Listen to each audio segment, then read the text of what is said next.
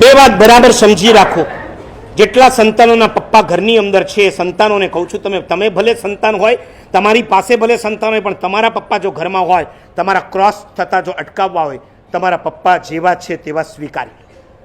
નહીં એમને સુધારવાની કોશિશ નહીં કરો. બહેનો, મમ્મી હોય કે સાસુ હોય, જેવા છે એને સ્વીકાર. નહીં સુધારવાની કોઈ કોશિશ નહીં કરો, કોઈ પ્રયત્ન નહીં કરો.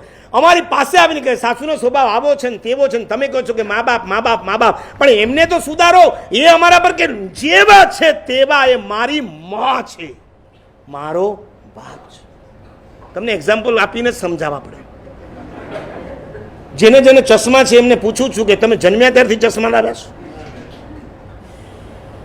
નર્સિંગ હોમમાં તમારી જ્યારે ડિલિવરી થઈ ત્યારે ચશ્મા લઈને જ આવ્યા હતા? જોકમાં તો એવું ચાલતું હોય, છોકરો જન્મ્યો ને પછી સીધો એને ભગવાનને મોબાઈલ કર્યો, ભગવાન બરાબર પહોંચી ગયો છો.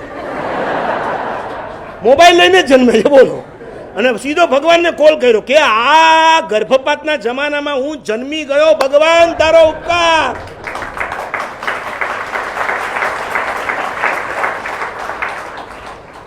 મા બાપ ઉપકારી છે, એના ઉપકારની સામે એના સ્વભાવને તમે નજર સામે નહીં લાવો. એના સ્વભાવની સામે એમના ઉપકારને જો લાવશો ને તો એમનો જેવો છે એવો સ્વભાવ પણ તમે સ્વીકારી લેશો. હોય સ્વભાવમાં ગડબડ હોઈ શકે છે, હું એમ નથી કહેતો કે સારા જ, એ સારા છે કે નરસા છે બધું છોડો, પણ એ તમારા મા બાપ છે, એ તો હકીકત છે.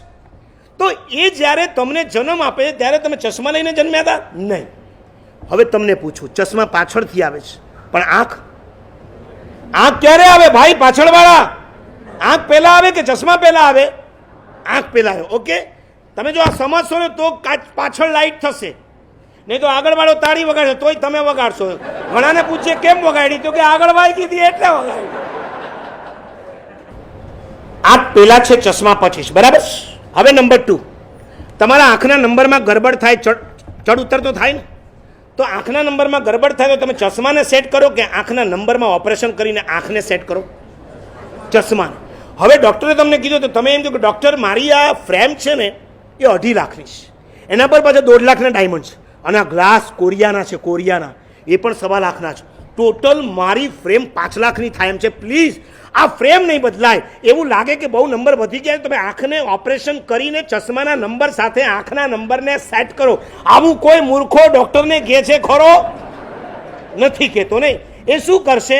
ચશ્માને સેટ કરશે, આંખને સેટ નહીં કરે. ઓકે, આ 2 પોઈન્ટ બરાબર સમજી ગયા? આંખ પહેલા, ચશ્મા પછી. ચશ્મા આંખના નંબરમાં ગડબડ થાય તો આંખને સુધારવાની ન હોય, ચશ્માને સેટ કરવાનો હોય. ડિટ્ટો તમને બધાને કહું છું, મમ્મી પપ્પા પહેલા આવ્યા કે તમે પહેલા આવ્યા? Mummy papa. એટલે મમ્મી પપ્પા કઈ જગ્યાએ? આંખની જગ્યાએ કે ચશ્માની જગ્યાએ? આંખ. તમે કઈ જગ્યાએ? ચશ્મા. ઓકે, હવે મમ્મી પપ્પાના સ્વભાવમાં ગડબડ છે એમ તમારું કહેવું છે ને? બરાબર છે, આંખના નંબરમાં ગડબડ થઈ, તો હવે ઓપરેશન કરવાનું મમ્મી પપ્પાનું કે ચશ્માને બદલીને એને સેટ કરવાના?